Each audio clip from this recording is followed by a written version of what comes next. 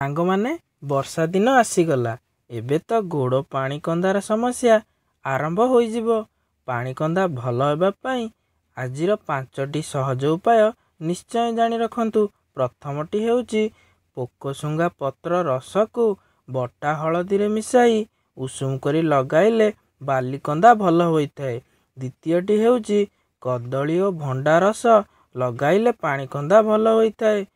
ତୃତୀୟଟି ହେଉଛି ଧାନ ଉଷିଆ ପାଣିରେ ପାଦକୁ ଧୋଇଲେ ଲାଭଦାୟକ ହୋଇଥାଏ। 4 ନମ୍ବରଟି ହେଉଛି ଡାଳିମ୍ବ ପତ୍ରର ରସ ଲଗାଇଲେ ବାଲିକନ୍ଦା ଓ ପାଣିକନ୍ଦା ଭଲ ହୋଇଥାଏ। 5 ନମ୍ବରଟି ହେଉଛି ହରିଡ଼ାକୁ ଘୋରି ଉଷୁମ କରି ଲଗାନ୍ତୁ। ନିଶ୍ଚୟ এই ଟିପ୍ସ ଗୁଡ଼ା ଘରେ କରନ୍ତୁ, ଉପଶମ ମିଳିଥାଏ। ଆଜିର ଭିଡ଼ିଓଟି କେମିତି ଲାଗିଲା କମେଣ୍ଟ ମାଧ୍ୟମରେ ନିଶ୍ଚୟ ଜଣାଇବେ। ଚ୍ୟାନେଲକୁ ନୂଆ ଆସିଥିଲେ ସବସ୍କ୍ରାଇବ୍ କରିବାକୁ ଭୁଲିବେ ନାହିଁ। ଜୟ ଓଡ଼ିଶା, ଜୟ ଜଗନ୍ନାଥ।